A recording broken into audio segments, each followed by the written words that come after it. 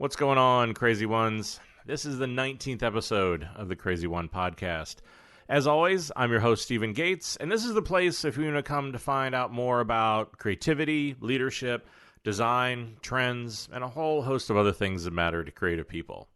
So in the show today, we're going to look at one of the things that I love the most, probably one of the things that I'm the best known for, and that's digital design, creating experiences for anything in digital. I think this is the work that I've done that has gotten me the most notoriety. It's the place that I enjoy playing in the most.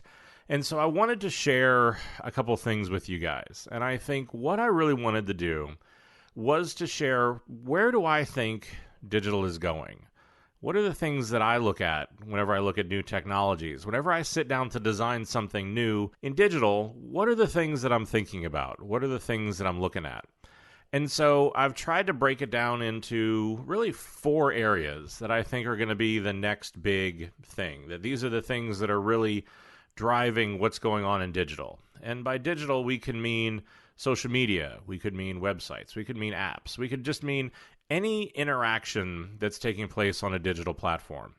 And a lot of these are really looking at not necessarily individual pieces of technology, because I never really focus in on just that. Because I think if all I'm going to do is focus in on a phone or a particular piece of hardware, well, I'm narrowing in too much and I'm chasing a trend a little bit too much. What I want to do is I want to take a step back and I really want to look at what's going on sociologically, psychologically, what's going on underneath the surface that's really driving this, that's getting people to interact with this. Because I feel like when I understand that, when I understand kind of what that underlying trend is, well, then I can start to get at something that's really pretty interesting. There may be shades of things that you've heard from other episodes or stories that I've told before, but in this case, I want to weave them in a slightly different way. I want to bring them together in a slightly different way to be able to kind of highlight what I think some of these trends are. So, off we go. The first thing that I really look for, and I think this really comes to a lot of experiences when I'm designing in social media, whenever I'm designing for anything that's going to be more community-based.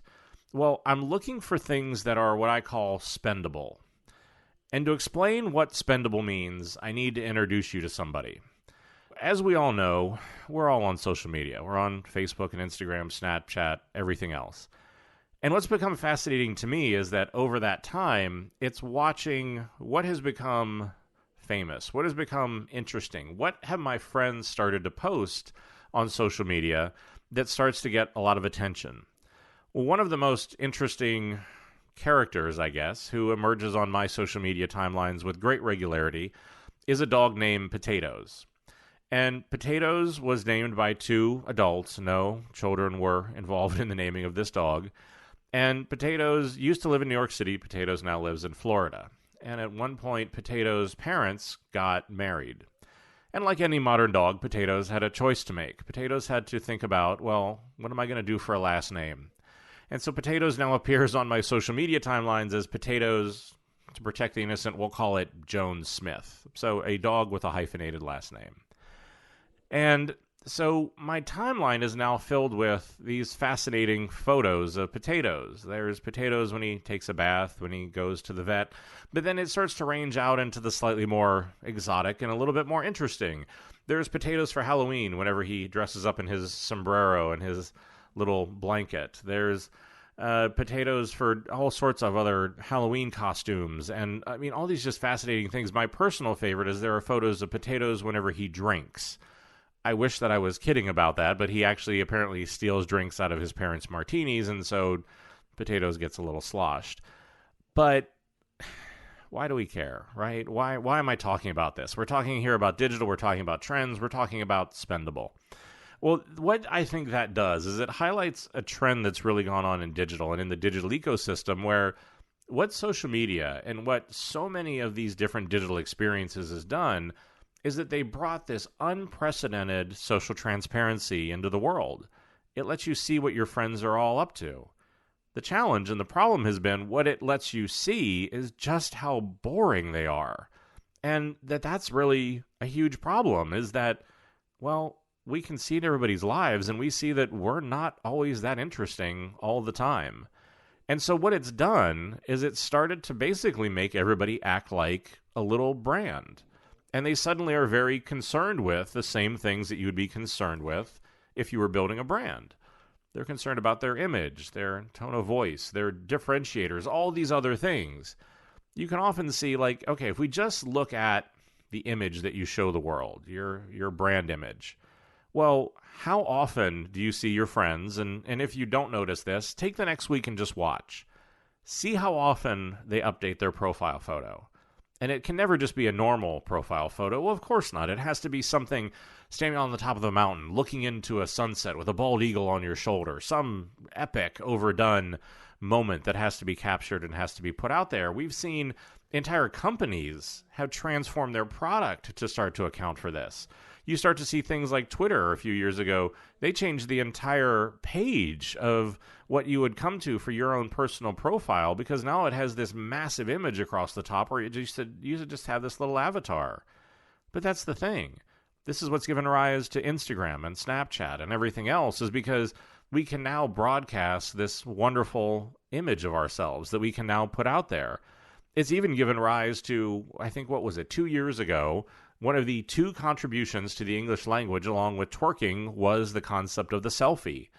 The idea that nobody can capture the glory of me but me. And the entire technique that has to come with that, of holding the phone out 3/4 high, chin slightly down, to be able to get the perfect selfie look.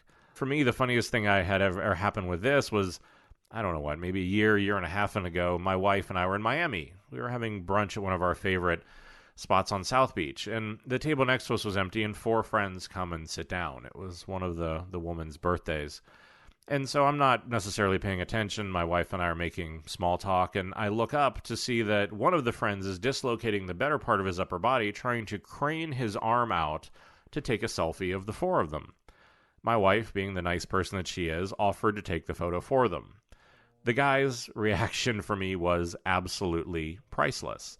He got so pissed off and scolded her that if she took the photo, then it wasn't going to be a selfie.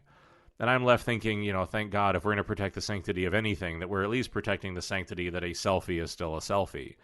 But this is the problem, right? Is we've constructed this whole need to stand out from other people. We even create these whole other constructs because our lives aren't that interesting. Well, so what do we have?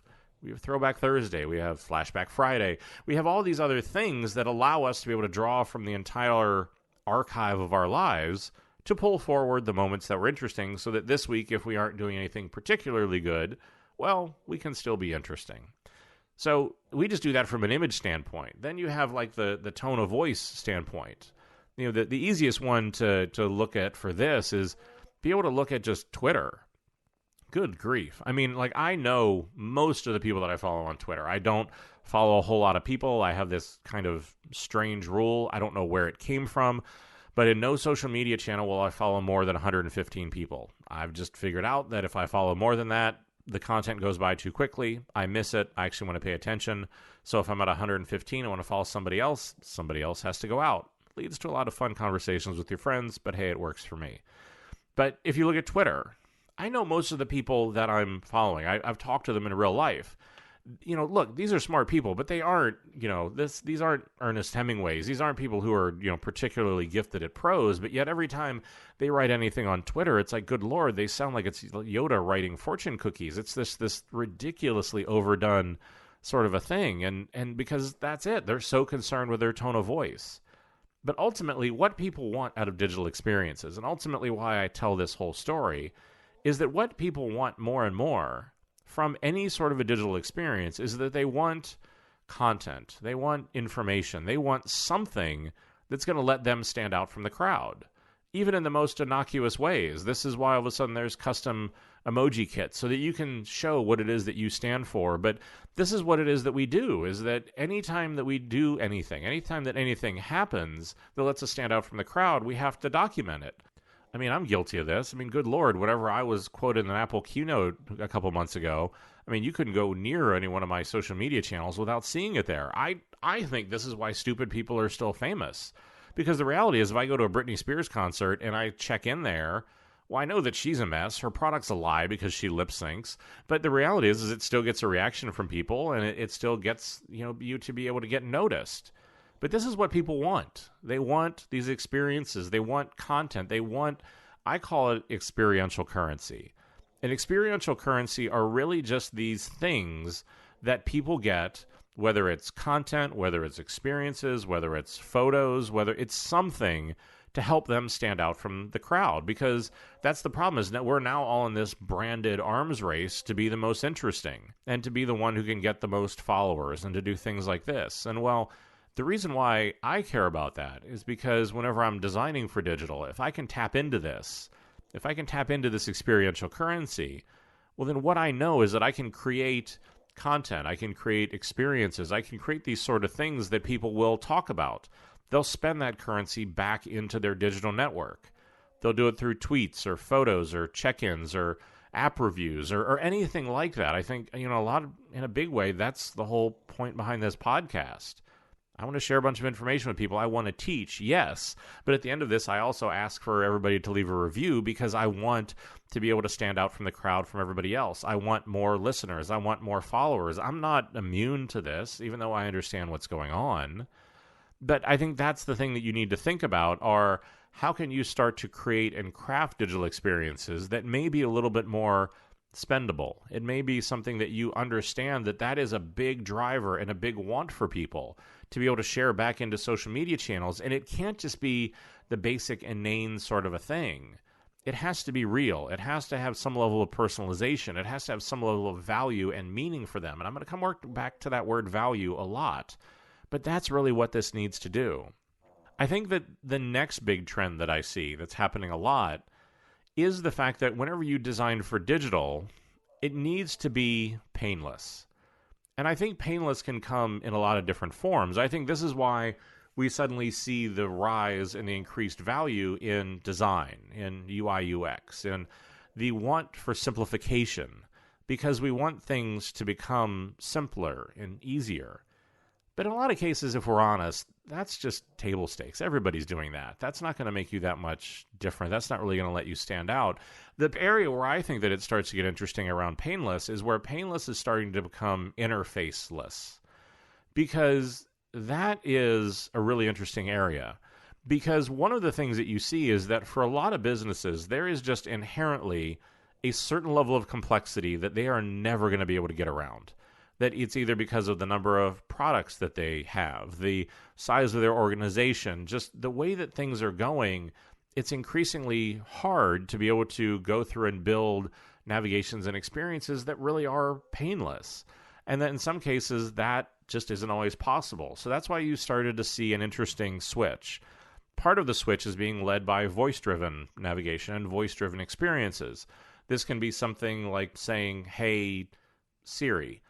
It wasn't a pause that was done for any reason that if I actually said it the right way, I might actually set your phone off, and I wanted to save you all the trouble for that. But you can also look at another example, like Alexa for Amazon, because Amazon recognizes that they want to be the go-to for everything in your house. It's not just books anymore, but the ability to navigate to what you need, to find what you need, to be able to do that isn't always convenient. Well, first they tried to do painless with the dash button. When if you don't know what that was, it was maybe a 2-inch by 1-inch high little piece of plastic that you would be able to stick any place in your house, and it had a button on it. And pressing that button would order one particular item. So it could be dog food, it could be laundry detergent, it could be milk. So that you would then put the dog food dash button by where the dog food was. You'd put the laundry detergent dash button in your laundry room, and you'd put the milk one on the refrigerator. But what it allowed you to do was to be able to order one single item.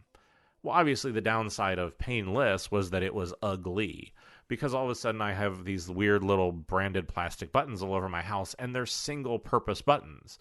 When the reality is that consumers generally don't like single-use much of anything. Our phones aren't just a phone anymore. They're full of apps and all sorts of other things. TVs have to be smart TVs. These single-use sort of things just don't really fly anymore. And so what they realized was, okay, well, the dash button wasn't going to work, so they started work on Alexa. And with Alexa, it was something you could just simply say, order milk, order dog food, order laundry detergent, and it would do it. But it's that move towards painless and doing it in a very different way that starts to become very interesting. But with that becomes a very, very different design challenge, because what comes with that is the fact that, one, you have to design an interaction in a very, very different way, because it's not a linear click path anymore. It's not a linear way of doing things. It's a conversation. Conversations branch. People pronounce things differently. Designing something for this interface really becomes very, very different, very, very challenging. And in a lot of cases, you have to deal with that dynamic nature of things. And you have to really take into account how important the content is also going to be. Because, Alexa is one version of this. Alexa is much more for ordering and then the occasional play some music or do something like that. But that if it really becomes something like Siri, where it's informational, or if you're going to look to move to doing just a speech-driven interface for your app or for your website, well, then the content there really does have to become king. The irony here being that I'm fairly certain that since the printing press was first invented, one of Gutenberg's friends was probably standing on a stage somewhere talking about how content was going to be king. But in this case, I think it really is the fact that you have to be able to deliver value out of this, that if it becomes too frustrating, if it becomes something that I can't do easily, then it's not painless and it's not easier. This is why so many of these voice-driven interfaces are single command, single response sort of things, because anything that becomes more complex becomes a little bit too problematic. The third thing, and I really, really think this is one of the biggest things that I've focused on for a long time in my career. I think that whenever you look at digital, I think this is going to be really a big part of where it is we're going, are the ability to create experiences that are predictive. And by predictive, what I mean is, so whenever I was at Starwood, we got to this place where I really had decided that one of the biggest things that we needed to do was to stop making dumb brand experiences for smart devices. Because that's still the problem with so many apps, with so many online experiences, with so many digital experiences, is that I have to tell them everything. It's like working with a child. I have to give them this huge amount of information, a huge amount of insight, before they can provide any value to me. That they couldn't be predictive. They couldn't really figure out what it was that I was doing. And a big part of that was because this is the big dirty pink elephant that's in the room for so many companies, because all of these data models that they've spent so many years building, the big data that's going to save us all, the big data that's going to change everything, well, a lot of that big data is wrong. A lot of it's dumb. And so if I want to create a predictive experience on top of that, the problem is that experience is only going to be magical. It's only going to be influential. It's only going to actually change something if that data is right. Because if it says that I like sleeping in a twin bed with no sheets, but I'm 6'4", so I actually like a king-size bed and I like my room cold, so probably I want a heavy comforter, well, that's not a very magical experience. That's actually me getting it pretty wrong. So how do you make predictive experiences? And I think that, for me, the work that I've done around predictive interfaces probably is the closest that I've come to actually like technology-proof concepts, because a lot of it was just simply saying, we need to develop interfaces. We need to develop experiences that will simply give the consumer the content they want when they want it. The big nerdy term that we came up for this was context-aware content curation. See, even I can't say it after all these years. But content curation really means, how do I give you the information that you need when you need it? But to be able to do that, I think that one of the things that you need to do is you need to step back, and I do this constantly, is to look at, from a digital standpoint, do I really understand the ecosystem that I'm working with? And do I understand the type of message that I want to deliver? If we think about this as content, is this something where I want a big, long-form book? I want War and Peace. I want something I can really dig into. Is it something smaller? Do I just want a short story? So something that's meaningful but not quite as in-depth. Do I want a magazine article? Do I want a simple Facebook post? Do I want a tweet? Or do I want just an emoji? This is a whole range of communication forms, but in each case, what you need to do is you need to understand the audience that you're speaking to. I need to understand which one of these things do you want? Because if all you want is an emoji and I give you the War and Peace novel, you're not going to engage with any of it. Well, designing for digital is not that much different, because what you need to do is you need to understand what's the story you're going to tell. I'll refer to this as form factor storytelling. Again, I guess I just have a propensity for making things sound overly important or something. But what this is okay, let's look at what are all the different possible form factors, the possible devices that we could have to design for. So we would start with something like a computer, laptop, desktop, whatever it is. So the story that I can tell there is that on average, a person is going to use and keep information on their computer that are going to be for about a year in the past and for things that they're doing for about a year in the future. So it's this 1 year on either side of right now is about the horizon that they're going to want to interact with on that device. It's why you still see people when they plan big vacations, they make big financial decisions, they do things like that. In many cases, they still want to do it on their computer just because of it's just still an ingrained interaction for them. Well, if we then go and we look at a tablet, an iPad, something like that, well, there we see that time frame, the story that I want to learn about, drops to about 3 to 4 months. So I'm willing to do more. I'm willing to do interactions that are still decently complex, but it's still a bit more media grazing, that the horizon on it's a bit shorter. Whenever we get to a smartphone, we get to a Pixel, an iPhone, any Android phone. In that case, what I've seen is it usually drops to about a month. So it's about a month in the future, about a month in the past. This was why whenever we built the Starwood app, we'd said, well, look, we're going to let people take the iPhone app and they can book for as long as they want to. Well, the problem was what we saw was that all people wanted to do was to book for about the next 10 days. So we actually changed it to, on that app, you could only book for 10 days. But that was wise because it was a shorter horizon. Phones are a bit more utilitarian. They're a bit more dialed in. It's just because this is something that in many cases I'm doing a private function, a private thing in a very public setting. So I don't want to do it for terribly long. I want to go in, I want to accomplish something, and I want to go. When then wearables came along. And so I'm one of the few people that I actually was crazy enough to design and launch something on Google Glass. I was one of the first people to work on Apple Watch. Continued to do a ton of work on wearables. And wearables is then the next evolution of this. And I think that this part of the storytelling is why so many designers and so many brands still can't figure out wearables. Because with wearables, that horizon, that story, is basically a tweet. It's basically an emoji, because on wearables, all that I want is I want an interaction and I want information that's going to help me with what I'm doing right now.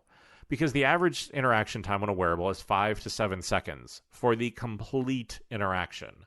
So that here, this idea of content curation really becomes incredibly important, because if I have to hunt for it, if I have to look for it, I'm not going to do it.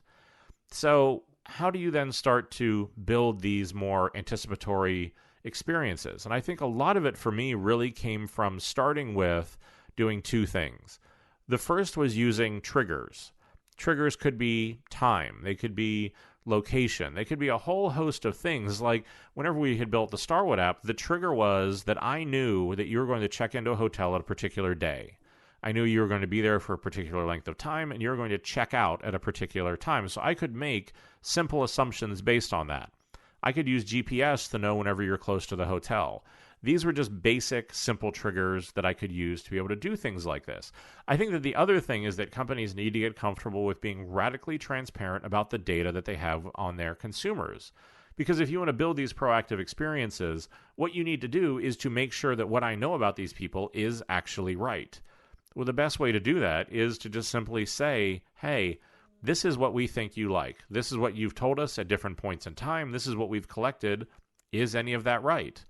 Well, if you first started my profile whenever I was single and traveling all the time, and now I'm married with 2 kids and hardly ever travel, that data may be different. My preferences may be wildly different. So I think that one of the things you need to do is to get your companies comfortable with just revealing some of this stuff, of saying, is it right?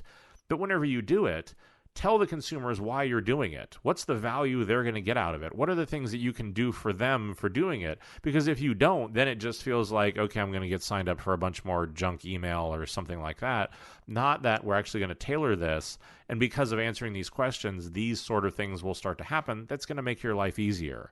But that was really the thing, was that idea of that proactive content curation. It first launched, and I think really we pioneered it with the Starwood app, because we had a real brand challenge in the fact that we had Star Preferred Guest, which was the rewards program, the umbrella brand, but then we had 9 different brands that sat underneath that. Well, if you think about it from a user experience perspective, I can't have 9 different apps so that if I'm at a W one night and a Sheraton the next night, I have to change apps to be able to do that. It makes no sense. Plus, we had a big brand problem, because our brand problem was the fact that we weren't something by Hyatt or Marriott. We were W and Sheraton and Le Méridien and a bunch of disparate brands that people had trouble connecting and understanding that the rewards program cut across everything. It wasn't just a Sheraton rewards program. It wasn't just a W rewards program. So we housed it all underneath this one app. Well, with that comes a real challenge. How do I then talk to 10 different brands in 10 different ways so that, yes, the umbrella program, SPG, can still come through, but if I'm going to go stay at a W or a St. Regis or a Westin, that brand could come through. Well, so this is where the proactive part of it came in. So that what you would do is whenever you would go and interact with the app, normally it would look like Star Preferred Guest. It would be the standard purple that we used. But 48 hours before you had a stay coming up, the app would change. It would change the way that it looked. It would change the way that it talked. So that if I had a stay coming up at the W Barcelona, well, then all of a sudden, whenever I logged in, I saw a photo of the room I was going to be staying in. That the branding color suddenly changed to W. The nomenclature that was used was suddenly for W, that we could change to be able to shift that brand. And then before I got there, well, then we would promote things that you would need before you got to a hotel. Signing up for the SPG keyless entry, so you could use your phone as your room key. Contacts and directions to be able to figure out how to get to the hotel. One of the most popular things was the address in the local language. If you've ever jumped in the back of a cab in a foreign country, you know just how challenging that can be. But it was just this basic platform of saying, okay, well, that's what you need before you get there. Well, then once you arrive, then the interface would be smart enough to change again. We could see that you had checked in. So then it became more about things to go do, dining, features at the hotels, local attractions, things like that, because that's what you care about is, well, now that I'm here, so those sort of things about my reservation numbers and things like that, well, those aren't important anymore. So that we would let you do things like that. We could do things so that through the watch or through the app, we could have a geofence, and whenever you came back to the hotel, we could do things like give you the number one most forgotten piece of information, your room number. We could give you the address to the hotel in the local language. And again, we did it in a way that was smart, because what you don't want is you don't want to walk through the door and have your room number pop up on your phone. If you think about your wife or your daughter or somebody you care about, that's a huge security problem. So again, you have to be smart about it. But that is what really let us be able to do that. And then once you were gone, then it was about writing a review, booking the next hotel. But we could use that sort of continuum and then layer in those triggers to create a really much smarter experience. And I think that was what set us up to create what I would still egotistically argue is still the best experience on Apple Watch, which was the SPG app that we had done, because it just really focused in on what you needed right now. It would tell you how much should a taxi cost. It would let you unlock your room door. It would give you your room number and basic directions and things like that. But it was just that stuff that you needed in the moment.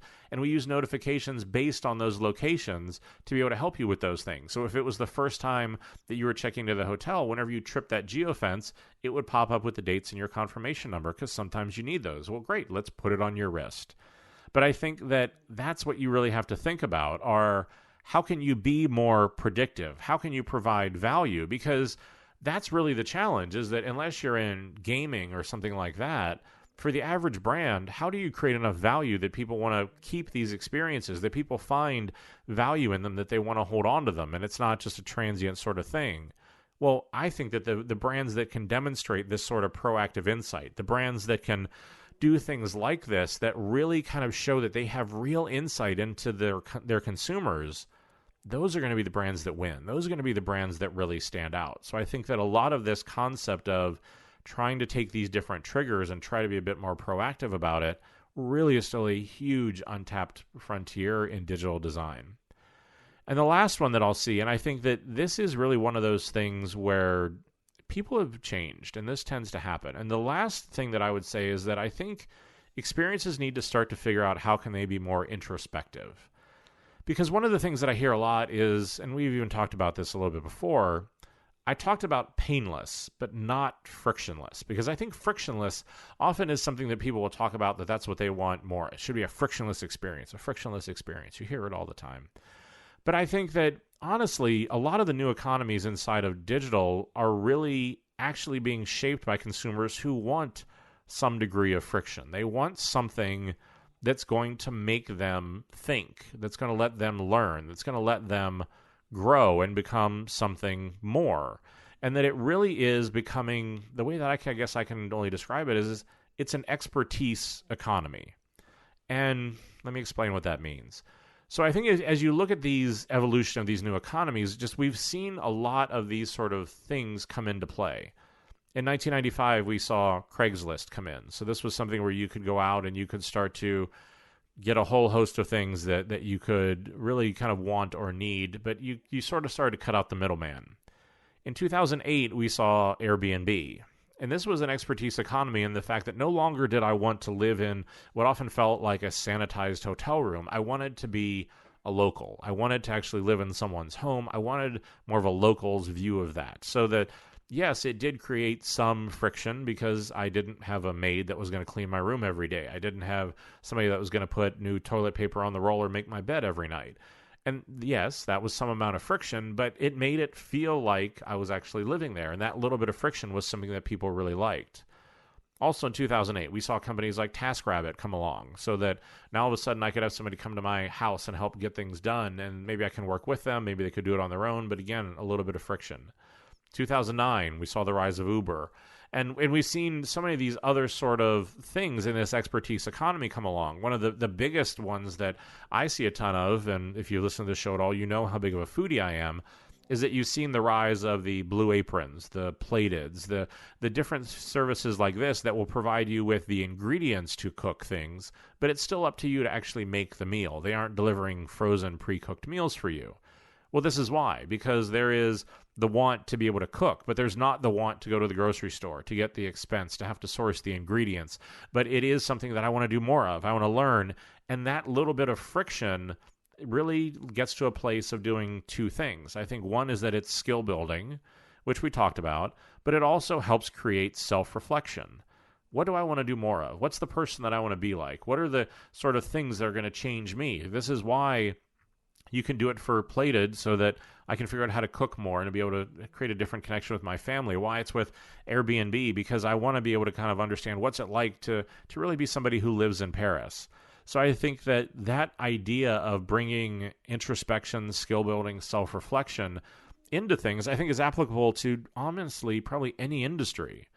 Because if you think about that, what consumer doesn't want to learn more? What consumer doesn't want to be better? I think this also feeds in to the first thing that I said about, a lot of experiences being spendable. Because out of that skill building and out of that self-reflection also comes the ability for me to have some experiential currency that I can share. But I think that it's one of those things where you've got to start giving your users more credit. I think I will also say, and I've often joked, that I also do find it incredibly funny that only people who create digital experiences and drug dealers refer to the people who use their end product as users. Completely aside, but just always find that weird. But I think that it's just, this is the thing, right? Give those people some credit. Understand that digital is in a place, and it is in a place of maturity where people want to be able to start reaching out and want to be able to do more of these things. So I think that, we have to be able to provide value. And that's really the outcome of all of this. And that's always the thing that I try to focus on with all of this whenever I design anything for digital is what is the value? What's the value in something that is spendable, that people can spend back into the system? What's the value that we can provide them by making things a little bit easier? What's the value by letting them be a little bit more introspective and learning something? Because I think that's what really matters to this stuff, is because digital isn't just these boring one-way transactions anymore. It has the ability to affect people. It has the ability to really let them connect with things. I think this is why you're starting to see, just with wearables, just a physical connection, that this is now technology that we wear on our bodies. But just start to think about some of these things as you start to design your work. Understand these trends, but also look for these trends yourself. I've talked about this in the past, about the importance of trying to find what is underlying a trend, that what's really going on here, that don't just chase the execution. Don't just chase the fact that people like Uber. Why do they? What's the underlying reason behind that? What's the trend there? And then how can you tap into that? Because that's where you get something that's really powerful, and not just a copycat that's going to come and go, really quickly, because it doesn't really understand the underlying psychology. And so with that, hopefully this is stuff that'll lead you to doing better work, to leading you to doing some more interesting work. As always, if you have any questions about any of this, you want me to talk about anything more, anything I can do about any of this, shoot me an email. You can, as always, send it to ask@stephengates.com. Stephen is Stephen. And as always, the boys down in legal wanted me to remind you, all the views here are my own. They don't represent any of my current or former employers. Please, if you have a minute, I always really appreciate it, take a minute and go leave a review. It does make a big difference. It helps bring more people to the show, and it's the only currency I'm ever going to ask for. And finally, as always, I say it every time because I mean it every time, but thank you for your time. I know time is truly the only luxury that we have, and I'm always incredibly humbled you want to spend any of it with me. So, as always, and until we get to talk again, stay crazy.